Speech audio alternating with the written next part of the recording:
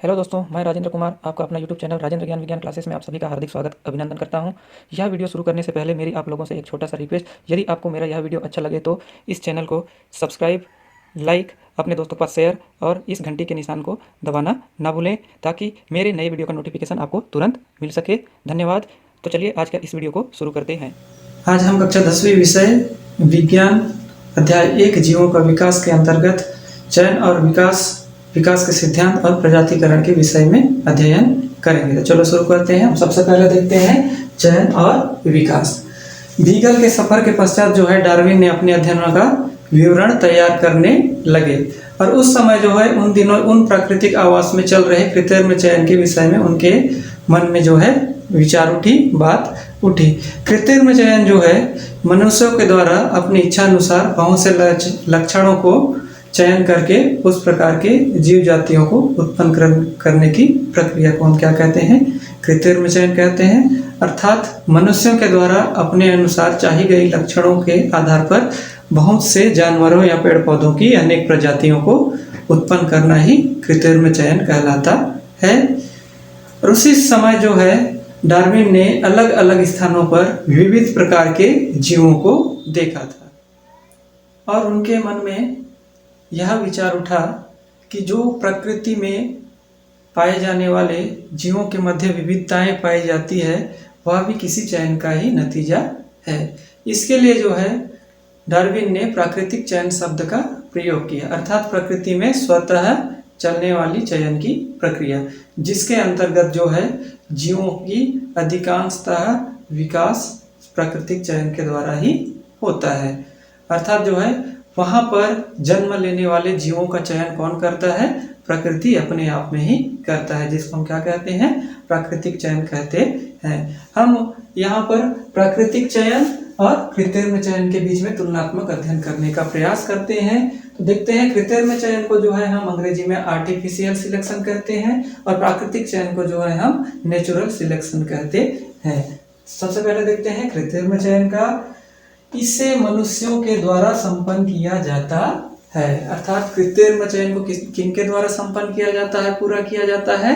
मनुष्यों के द्वारा पूरा किया जाता है, संपन्न किया जाता है। अर्थात कृत्रिम चयन के अंतर्गत जो है मनुष्यों अपने इच्छा के अनुसार किस प्रकार के जीव चाहिए ऐसे जीवों को क्या करते हैं? उत्पन्न करते हैं। और जो देखते हैं प्राकृतिक चयन में, इसे प्रकृति स्वयं संपन्न करती है। अर्थात प्रकृति में चयन के अंतर्गत जो है प्रकृति जो है जीवों का चयन स्वयं अपने से करता है। उसके पश्चात देखते हैं कृत्रिम चयन के अंतर्गत इसके द्वारा वांछित लक्षणों के जीव प्राप्त किए जाते हैं। अर्थात कृत्रिम चयन के अंतर्गत हम अपने अनुसार चाही गई लक्षणों वाले जीवों को क्या कर सकते हैं? प्राप्त कर सकते हैं। लेकिन प्राकृतिक चयन के अंतर्गत हम अपने अनुसार चाही गई लक्षणों वाले जीवों को प्राप्त नहीं कर सकते हैं, अर्थात वांछित लक्षणों को प्राप्त नहीं कर सकते हैं। अब देखते हैं कृत्रिम चयन के अंतर्गत इसके द्वारा जल्दी से नए जीव को उत्पन्न किया जा सकता है। अर्थात नए लक्षणों वाले जीवों को जल्दी से उत्पन्न किया जा सकता है, लेकिन प्राकृतिक चयन के द्वारा हम जल्दी से नए लक्षण वाले जीव को उत्पन्न नहीं कर सकते हैं। अर्थात वह क्रिया धीमी गति से और स्वतः होते जाती है। जो है कृत्रिम चयन के अंतर्गत जो है बहुत कम जीवों का विकास हुआ है, लेकिन प्राकृतिक चयन के अंतर्गत पृथ्वी पर पाए जाने वाले अधिकांश जीवों की उत्पत्ति किसके द्वारा हुआ है? प्राकृतिक चयन के द्वारा हुआ है। जैसे उदाहरण देखते हैं कृत्रिम चयन का, धान एवं गेहूं की उन्नत किस्में। अधिक फसल प्राप्त करने के लिए और जल्दी फसल प्राप्त करने के लिए हम धान के और गेहूं के उन्नत किस्मों का क्या किए हैं? निर्माण किए हैं। उसी प्रकार से गायों, कुत्तों और बहुत सारे जानवरों के उन्नत किस्मों को देख सकते हैं जो मनुष्यों के द्वारा कृत्रिम चयन के द्वारा क्या किया जाता है? बनाया जाता है। उसी प्रकार देखते हैं प्राकृतिक चयन के उदाहरण, जैसे मनुष्य और बहुत सारे जीव जो प्रकृति में प्राकृतिक रूप से क्या होते हैं? उत्पन्न होते हैं। ये तो हो गया हमारा कृत्रिम और प्राकृतिक चयन। अब देखते हैं विकास का सिद्धांत। विकास का सिद्धांत जो है डार्विन और वेलेस ने सम्मिलित रूप से दिया था। उन्होंने बहुत सारे जीवों के अध्ययन और उनसे संबंधित प्रमाण एकत्रित करने के पश्चात निम्नलिखित बातें जो है बताई उन्होंने। देखते हैं, पहला है जीवों में विविधता पाई जाती है, अर्थात किसी स्थान में पाए जाने वाले जीवों में क्या पाए जाते हैं, विविधता या फिर उनमें अंतर पाई जाती है। इन्हीं अंतरों या विविधताओं के कारण कुछ जीवों के जो है जीने की क्षमता अधिक हो जाती है और कुछ जीवों की जीने की जो क्षमता होती है वो कम हो जाती है। अर्थात कुछ जीव जो होते हैं जल्दी मर जाते हैं और कुछ जीव जो हैं अधिक दिनों तक जीवित रहते हैं। और कुछ जीवों की जो है संतान उत्पन्न करने की क्षमता अर्थात बच्चे उत्पन्न करने की क्षमता जो है अधिक होती है और कुछ जीवों की जो है बच्चे उत्पन्न करने की क्षमता कम हो जाती है। और जिन जीवों की बच्चे उत्पन्न करने और जीने की क्षमता अधिक होती है उन जीवों की आबादी या जनसंख्या उस स्थान पर क्या हो जाती है, अधिक हो जाती है, जिससे कारण धीरे धीरे नई प्रजातियों का रूप ले लेने लगती है या ले लेती है। उसके पश्चात हम दूसरा देखते हैं सिद्धांत, विश्व में प्रजाति की रचना एक झटके से नहीं बल्कि पहले से मौजूद प्रजातियों से होती है। विश्व में जितने भी प्रकार के जीवों का डार्विन और वेलेस ने अध्ययन किया उसके बाद उन्होंने बताया कि जीवों की जो उत्पत्ति है एक झटके के साथ नहीं होती बल्कि पहले से मौजूद प्रजातियों से होती है। उदाहरण के तौर पर मैं ले रहा हूं, जैसे हम मनुष्य एक कोशिका से बने हैं। कितने कोशिकाओं से बने हैं, एक कोशिका से बने हैं। लेकिन हमारे शरीर की रचना को देखें तो हमारे शरीर को बनाने में बहुत से कोशिकाएं जो है मिलकर मतलब हमारे शरीर को बनाई है। क्या ये जो कोशिकाएं हैं अचानक से उत्पन्न हुई हैं? नहीं, जो एक कोशिका से हम बने हैं वही कोशिका जो है विभाजित होकर 1 से 2, 2 से 4, 4 से 8 इसी प्रकार से जो है एक कोशिका विभाजित होकर बहुत सारी कोशिकाओं का निर्माण किया, जिसके कारण हमारे ये शरीर का क्या हुआ, निर्माण हुआ है। अर्थात उसी प्रकार से किसी जीव या प्रजाति का निर्माण भी जो है उससे पहले पाए जाने वाले जीव या उन प्रजातियों से ही होता है। अब इसके पश्चात देखते हैं तीसरा सिद्धांत क्या है, विविध जीवों की उत्पत्ति एक समान पूर्वज से हुई है। विविध जीवों की उत्पत्ति जो है एक समान पूर्वज से हुई है, इसलिए विकास की प्रक्रिया को एक शाखित पेड़ के रूप में दर्शाया जा सकता है। अर्थात जो है किसी स्थान पर पाए जाने वाले अलग अलग प्रकार के जीवों का निर्माण जो है एक ही प्रकार के पूर्वज से हुआ है और उनके विकास को जो है हम एक शाखित पेड़ के द्वारा दर्शा सकते हैं। जैसे मान के चलो जो सबसे पहले जो है उत्पन्न होने वाले सरल जीव थे हमारे मोनेरा जगत के जीव। कौन से जगत के जीव थे? मोनेरा जगत के जीव थे। मोनेरा जगत से उत्पन्न होने वाले जीव कौन थे? प्रोटिस्टा जगत के अंतर्गत आने वाले जीव थे। प्रोटिस्टा जगत से जो है 3 प्रकार के जगत के जीवों का विकास हुआ। जैसे हमारा हो जाए पंजाई जगत के जीव उत्पन्न हुए, उसी समय जो है प्लांटी जगत के पादप जगत के जीव उत्पन्न हुए, उसी समय जो है जंतु जगत के जीव उत्पन्न हुए। अर्थात ये सभी जीवों में आपस में अर्थात रचना, इनके गुण जितने भी हैं इनमें क्या पाई जाती है, विविधताएं पाई जाती है, अंतर पाए जाते हैं, अलग अलग दिखाई देते हैं, किंतु इनकी उत्पत्ति एक ही समान के पूर्वज से हुआ है। अर्थात इनकी उत्पत्ति एक ही पूर्वज से हुआ है। जैसे प्रोटिस्टा जगत से, जो प्रोटिस्टा जगत से ही ये तीनों अलग अलग प्रकार के जीवों का क्या हुआ है, निर्माण हुआ है। उसी प्रकार से अलग अलग स्थानों पर पाए जाने वाले विविध प्रकार के जीवों की उत्पत्ति भी एक ही समान पूर्वज से हुआ है, जिसे हम इस प्रकार के शाखित पेड़ के द्वारा दर्शा सकते हैं। जैसे मान के चलो एक उदाहरण ले रहा हूँ, जैसे एक जीव था, एक जीव से जो है 2 संतानें उत्पन्न हुई, एक था दूसरे नंबर का और एक था तीसरे नंबर का। इसी प्रकार से तीसरे नंबर से और अन्य प्रकार के जीव उत्पन्न हुए और अलग अलग स्थानों पर जाने के कारण ये अलग अलग प्रजाति के रूप में विकसित हो गए। इसी प्रकार से यहाँ एक शाखित वृक्ष के रूप में इनकी संरचना बन जाती है। तो इसके पश्चात देखते हैं हम चौथा सिद्धांत। किसी भी जगह की जनसंख्या में पाए जाने वाले जीवों में विभिन्नताएं होती है। इनमें से कुछ विभिन्नताएं जो है एक पीढ़ी से दूसरी पीढ़ी में जाती है। अर्थात किसी भी जगह पर, अर्थात कहीं पर भी उन्होंने देखा तो वहां पर पाए जाने वाले जीवों में क्या पाई गई, अंतर पाई गई। उनमें से जो कुछ विविधताएं थी वो एक पीढ़ी से दूसरे पीढ़ी में जाने वाली थी। जैसे मेरे में कुछ लक्षण होगा, जो उनमें से कुछ लक्षण जो है मेरे किन में चला जाएगा, संतानों में चला जाएगा। अर्थात एक पीढ़ी से दूसरी पीढ़ी में विविधताओं का जाना।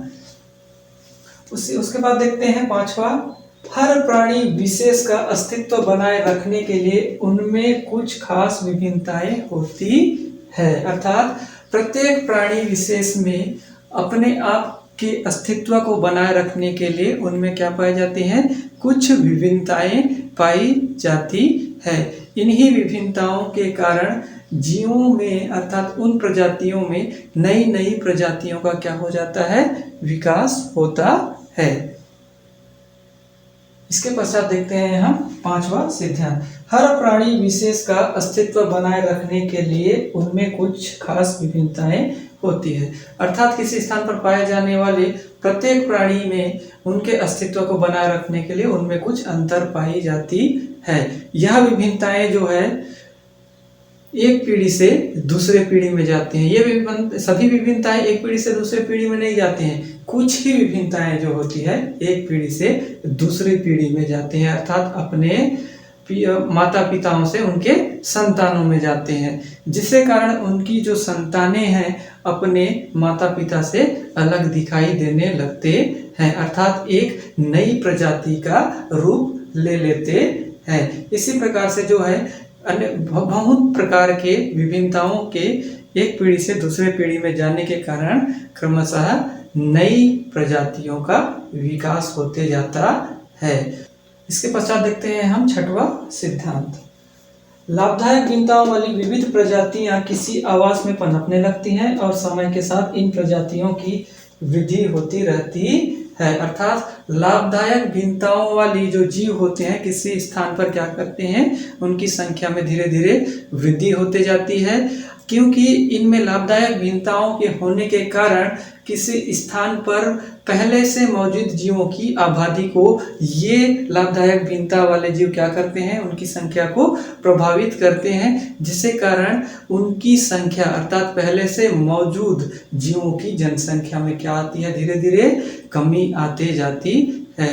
अर्थात इसी प्रकार से किसी स्थान विशेष पर जीवों की आबादी या जनसंख्या में बदलाव आते रहता है। इसी प्रकार से जो है जीवों का विकास निरंतर चलते रहता है। इसके पश्चात देखते हैं अनुकूलन और प्रजातिकरण। अनुकूलन को हम अंग्रेजी में एडाप्टेशन कहते हैं और प्रजातिकरण को हम अंग्रेजी में स्पेसिएशन कहते हैं। तो सबसे पहले देखते हैं अनुकूलन। समय के साथ जीवों का अपने आवास में ढल जाने की प्रक्रिया को क्या कहते हैं, अनुकूलन कहते हैं। जैसे हमने पिछले वीडियो में हमने देखा था कि जो पिंच की पक्षियां हैं उनमें जो है भोजन की उपलब्धता के आधार पर उनमें विविधताएं उत्पन्न हो जाती हैं, अर्थात उनके चोंच के में और उनके पंखों के रंगों में, और जिसके कारण वे अलग अलग टापुओं पर रहने लगती हैं और वही टापू जो है धीरे धीरे उनका क्या बन जाता है, आवास बन जाता है। अर्थात उन्हीं टापुओं पर पिंच पक्षियों का समय के साथ ढल जाने की प्रक्रिया को हम क्या कहेंगे, अनुकूलन कहेंगे। इसके पश्चात देखते हैं हम प्रजातिकरण।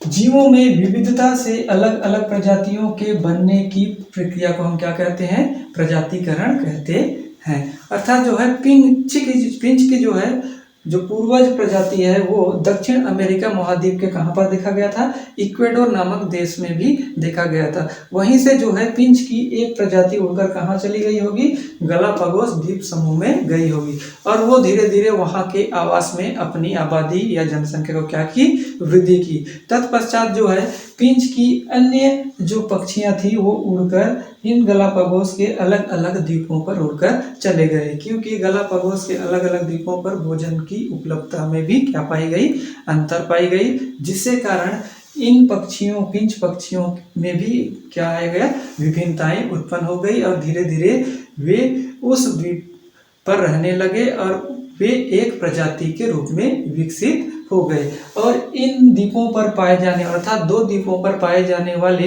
पिंच की अलग अलग प्रजातियां जो थी वो आपस में क्या नहीं कर सकते थे, लैंगिक प्रजनन की प्रक्रिया नहीं कर सकते थे। इतनी उनमें क्या उत्पन्न हो गई थी, विभिन्नताएं हो गई थी। अर्थात उन जीवों में विविधताओं के कारण जो नई प्रजाति का विकास होता है उसे ही हम क्या कहते हैं, प्रजातिकरण कहते हैं।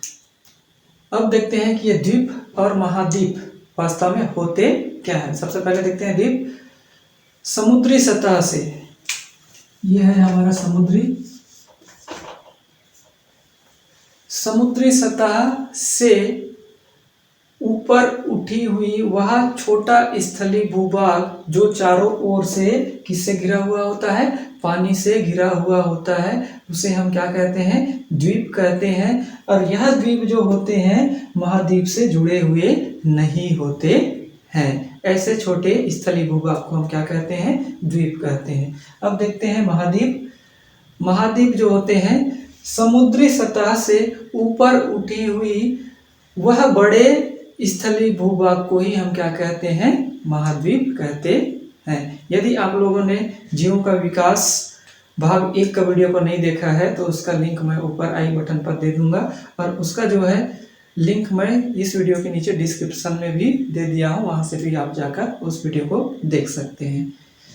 जितने भी 10वीं के छात्र इस वीडियो को देख रहे होंगे उन लोगों से एक मेरा निवेदन है कि इस वीडियो को देखने से पहले जो है सबसे पहले आप विज्ञान की पुस्तक को पढ़िए, उसके बाद इस वीडियो को देखिए, तभी आपको अच्छे से समझ में आएगा। तो धन्यवाद। जय हिंद, जय भारत।